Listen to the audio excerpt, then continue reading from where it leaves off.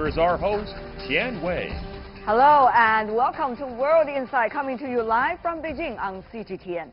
Alibaba's co-founder Jack Ma stepped down from the position of chairman of the internet giant. His legendary career is best known as rags to riches story in China. Although he announced his departure a year ago, the move still sparked widespread discussion about the future of both himself and Alibaba, as well as a totally different generation of entrepreneurs from China. Take a look. At the age of 55, Jack Ma relinquished his most powerful title, the executive chairman of Alibaba. He now intends to spend more time on his numerous passions. Many people still remember his complaints about his own success. Biggest mistake was I made Alibaba. I never thought this thing changed my life. I was just like trying to do a small business and grow that big, take that much responsibility, and got so much trouble. Every day is like as busy as like a president, and I don't have any power. And then I don't have my life. The glory of the internet giant Alibaba started back in 1999. Without a background in computing or finance, Ma managed to kick out eBay and Yahoo from the Chinese market. He also changed the way the Chinese shop. 20 years after its establishment, Alibaba has become a global empire, spanning online retail, cloud computing, digital banking, and even entertainment. It boasts a market value of $460 billion. His commercial empire created millions of jobs, but many question whether AI will slash these figures.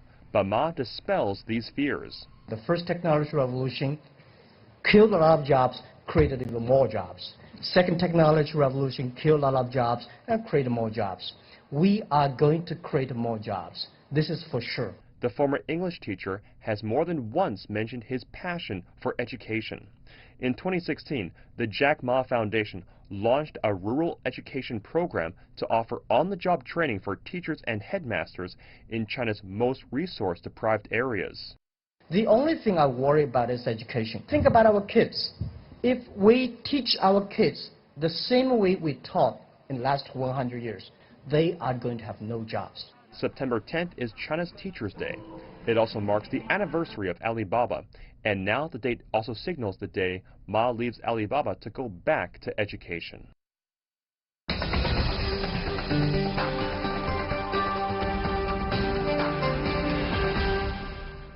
For Jack Ma stepping down, for him to take on a new different stage of his life, as well as different stage for Alibaba to continue its business around the world. In Beijing, we have Liu Baocheng, Dean of the Center for International Business Ethics from the University of International Business and Economics, also joining us in Beijing. Rick Dunham, co-director of the Global Business Journalism Program at Tsinghua University. Gentlemen, welcome to our program. I hope we are waking up to this news in a way, because this is supposed to be the richest man from China. The chairman of Alibaba, Jack Ma, stepping down after decades active and charismatic on the stage. What do you think, Professor Liu, briefly, if you can, to characterize the career of Jack Ma? I mean, of course, his relations with Alibaba to begin with. He really is a legendary, and he came from a background of being a teacher, and then he's there to grab opportunities that is really presented by the internet technology, which was still a dangerous investment for him with all his energy, etc. But you know, several years later, he just kept to be able to harvest these big opportunities. So therefore, he's greedy, and he's also wise enough, and he's really there so much resolve to motivate his partners to go along a very difficult track, but now are able to harvest a big yield. Now, the company is valued at about 460 billion. Mr. Ma is China's richest man, according to the latest figure. In the quarter ended June the 30th, Alibaba earned a revenue of 115 billion yuan, up 42% year on year. Alibaba's annual active customers hit 24 billion yuan, with mobile monthly active users of 755 million. Rick, while you are looking at these numbers, are you also a user of Alibaba, at least Yes. its platform? I am, and Just like many Chinese here. right, exactly. And I mean, I am in awe of what he's been able to accomplish. I mean, he's an entrepreneur who turned a small company, a visionary who turned a small company into a huge company. He both has a vision to innovate, but he also has an ability to manage a huge operation, and he has a global reputation. I mean, he's a charismatic figure, and he's well respected all around the world. I mean, I think he's the best known CEO from China, but he's also one of the best known businessmen in the entire world. He can speak in Davos to business leaders. He can speak in the United States to investors. Just as well as he can speak and inspire people in China. One of the very few, actually, among the Chinese community who can really do that when it comes to international communication. And having said that, though, what is the nature of Alibaba today, Professor Liu? Since you are a professor of trade and also professor of business ethics, what is a company Alibaba in your eyes? Well, Alibaba is really shaking the lifestyle of more than 700 million people, and it's really a revolutionary change, and also shake the entire business landscape by demolishing so many brick and mortar businesses, and make the business turn out into a new shape, and also that's also a creative channel he has created. And then the other is that the internationalization, globalization, that he is able to support his platform to benefit the whole world, and that really gives a lot more credit for Chinese businesses around the global marketplace. Now, here comes the question. What about the transition from Jack Ma to the next generation of managers of Alibaba? What kinds of transition when it comes to nature of this? It's really coming from the entrepreneur, the founder, to now a professional manager. Right. Well, I think that what we're going to see is a more staid style of leadership. We won't see the same kind of outgoing figure who dresses as Michael Jackson or some of the very public well, that's displays. only during the festive galas, of right. course. Not always every day. At the same time, I think you will see continued innovation. I mean, you can't have a company that just rests on its laurels and lives in the world of 2019. I mean, Jack Ma was a digital disruptor of commerce, of banking, and I think Alibaba has to stay on the cutting edge of digital change. And I think that his choice to lead Alibaba, Mr. Zhang, was very important in the 11/11 movement, the Singles Day, and he has turned that into a global phenomenon. So I think we've seen, even though he's not as much of a public charismatic figure, he is somebody who is willing to try different things and has had when success. you talk about next generation, there's also the next generation of technology. Of course, artificial intelligence these days, even some of the other technologies are pretty much talked about. But exactly what kind of change? Jack Ma, in an earlier discussion with Elon Musk just a few days ago, has been talking about what kind of change, AI is likely to bring to the workforce. He was, very active figure, of course, for advocating long hours of working at the very beginning of his entrepreneur career. But now he's saying, with AI, artificial intelligence, and many other innovations, very likely our week working hour is only 12 hours long. Of course, that's a dream, but still, Mr. Dunham, next generation of innovation, what does it mean to the fate of companies like Alibaba and some of the others, Amazon too? Well, I do think they want to lead it. I mean, 5G is going to change the world in terms of the way we communicate artificial intelligence will. I think Jack Ma in his new role is going to be interested in that as an educator, as a philanthropist, and as a venture capitalist, the fund that he co-founded in Shanghai. I think that all of these issues that you talk about are things that he's going to be interested in down the road. And if Alibaba is going to continue to be as successful, it will have to adapt to the changes, virtual reality, artificial intelligence, on the cutting edge of the technological changes that are going to affect us. You see, different generations of entrepreneurs, Professor Liu, have been having different choices. For example, you also see in the relevancy of the United States, Bill Gates, for example, had the very height of his career. He chose to retire. Of course, he's also later into philanthropy. Now the foundation is such an impressive institution in the world.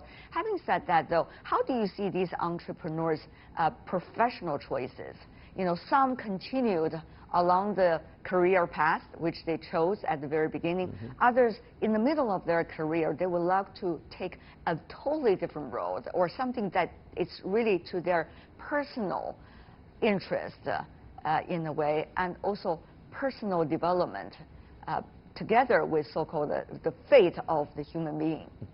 Yes, some entrepreneurs remain to be entrepreneurial for all his life. Like Zuckerberg, he's still, you know, well, he's pretty young, I have to say. Yes, but with a big empire, you know, in terms of revenue and in terms of the impact. But he likes to stay in that way. And some, you know, they just, you know, use the company as a mean to gather a better tool to impact on the society. And so like Jack Ma, and you know, he's more or less following the track of Bill Gates. So after I gather enough the financial facilities, I will go to philanthropy, I will go to support education, support people's health, etc., etc. So that's, I really call it a sort of enlightenment. And he's also working for the UN, of course, in some kinds of capacity. Right, very interesting you talk about and Bill also Gates. I think that's a big contrast to Steve Jobs, who died on the job, and by being too much a greedy professional in that particular area. Interesting you do this comparison and talk about philanthropy, because back in the year 2016, I did have a one-on-one with Jack Ma in a very crowded meeting room, and I interviewed him. G20 Hangzhou Summit, there is him sharing his understanding on philanthropy and social responsibility. Take a listen. You have been very keen on doing social responsibility, and many wonder, are you follow the role model of Bill Gates and many others? Is China going to have another social responsibility model like you? Well, I think in China we have so many great people that are doing the wonderful things on philanthropy and social responsibility. It is not only a responsibility to do something, it is our passion. It is my personal passion that focuses on education and environment. And it's a great honor that in your life that you can do something that is helping people. So I think, yeah, Bill Gates absolutely, he sort of set a wonderful role model, and Warren Buffett. There are so many great leaders in the world that we can benefit from. And China is the second largest economy today. And I do believe that more and more Chinese business leaders and entrepreneurs are going to put their money inside. It's not about money. It's about time, it's about efforts and a passion. That was Jack Ma, 2016, and a one-on-one with me on the sidelines of G20 Summit. Of course, I talked to him from time to time, both at the winter Davos and also at different international occasions. Having said that, though, this is very interesting. We have just witnessed from aspiration of devoting more time and energy to the philanthropy, now to real action this year for Jack Ma to step down from the chairmanship of Alibaba and take on a very different stage of his life. But having said that, though, it's not just about philanthropy doing it in China, but how to combine development with philanthropy. Now, you see Mr. Ma, together with his company, as well as many other Chinese companies, very passionate about developing both the African market and co-development projects in Africa, to be able to see it another stage of development for emerging developing countries to be leapfrog, as they say, with available technology, Mr. Dunham? Yes, I mean, I see him as a philanthropist on two levels. The educational level, improving education in China, rural education, but this global vision. And it's very similar to Bill Gates, who has projects, many projects in Africa, though focusing more on health. I think the idea of development and his skill in technology really gives an advantage. And the fact that he is not just going to be a donor of money, but he's going to be involved, and some of his innovative thought can be part of the process. I think that's a real advantage. It's not just a rich person giving money. He's giving his skill, he's giving his time, and I think that is beyond money. Think about it, Professor Liu. China was being able to do this leapfrog with available technologies. Instead of using credit cards, which we also use, but now everybody do mobile payment, both with Alibaba's service and with Tencent service. So this is kind of leapfrog that many other developing countries could also produce of their own version in a way. So some kinds of experiences that can be shared by Jack Ma, by his company, and also by the China practice with the rest of the world, particularly in the developing world, Professor. But you must not really ignore one condition. That is really the infrastructure development. That's right. You know, he's not there to pave all the wires, you know, set up the satellites in the outer space, etc. So Chinese government has done a great deal to improve the communication infrastructure, and also that you know, Jack Ma won't really ship Alibaba if the roads are still very bumpy and muddy. Like the delivery, you cannot do it anyway. Exactly. So I think, you know, based on that condition, and he can really do a lot more by, you know, providing innovation and empower people, and also to support the small and micro businesses. Right. So then, you know, to share the technology so that they can go instant global and leapfrog. This is really bringing us to a very interesting question, which is, what is the relationship between, you know, private tech entrepreneurs like Jack Ma, like Ren Zhengfei, like Pony Ma of Tencent, with, you know, the Chinese government, the Chinese policies? How would you describe it, particularly at the time when one generation's representative like Jack Ma is about to retire from the current position? Professor Liu, many are asking these questions. Yes, I think they are all very resolved and very wise business managers, starting from entrepreneurship, but they have different vision. And some are really more dedicated for what they have been doing very successfully and just grow on the basis of it. And some just, okay, you know, I have more interesting thing to do, and my focus My question more is about what is the relationship between his generation of Chinese entrepreneurs, private entrepreneurs, and with that of government policies and government strategies. That's really my question. Okay. Yeah, I think, you know, China has really, during the past several decades, China has gone through a number of generations already in terms of business leadership. More about it. So to start with, those proprietors of Gotihu, they grow their micro businesses, and some of them have already been washed out of the, and then, you know, after the Chinese policy is introduced for incorporation, some set up, you know, corporation limited, etc., instead of being a proprietor. And then, you know, there's IPO available for some of the private companies to grow into public companies. And then now, you know, with the blessing of digital technology, and many of them just grow explosively, and also with Chinese accession to WTO, then they grow not only instantly digital, but also global. So that's the path Jack Ma has been doing. And actually, you mentioned about Pony Ma and the Ren Zhengfei. They are all, you know, the great contributor to the internet technology. And also, they are, you know, they are still having the drive to move it forward. Mr. Dunham, from a American journalist perspective, how do you see these individuals and represented by these individuals, Jack Ma included, this whole generation of Chinese private entrepreneurs? Well, I see them as private entrepreneurs who've managed the political thicket of China. They've stayed out of national politics.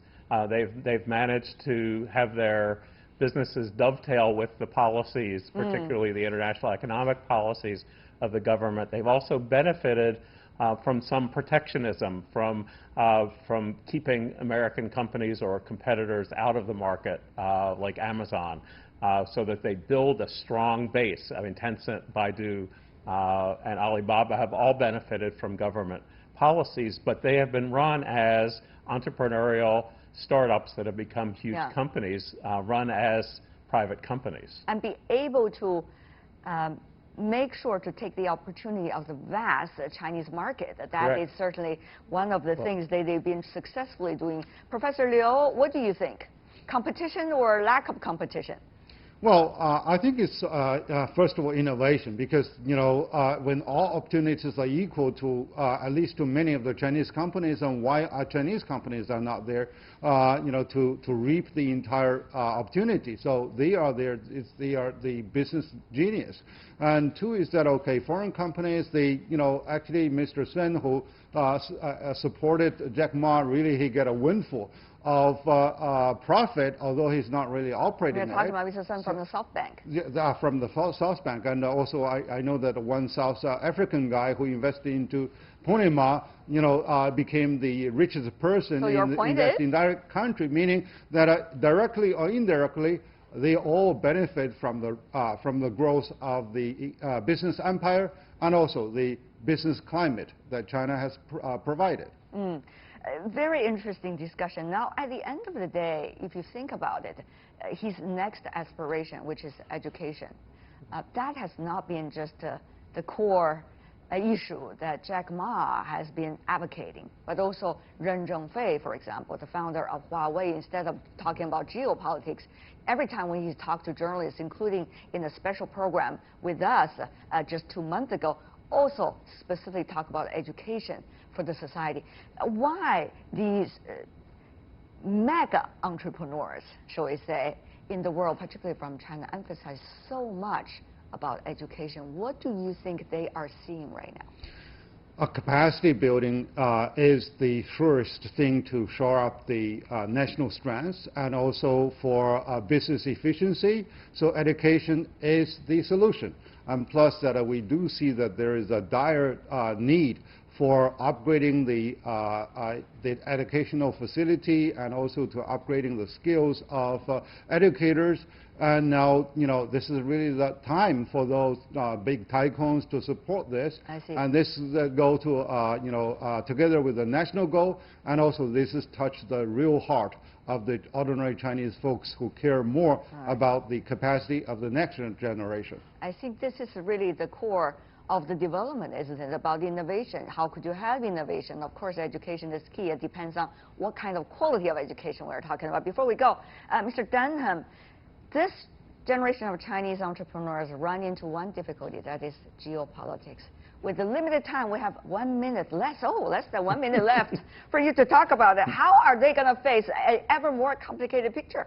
I think the best way they can do it is to be personalities like Jack Ma, to transcend politics. I think people around the world see him as a successful entrepreneur. They don't see him as an agent of the Chinese government. I think that's the best way to do it, to present yourself as a successful business person rather than being an ultra-nationalist. It's true whether you're in the U.S., whether you're in South Africa, Britain, or China.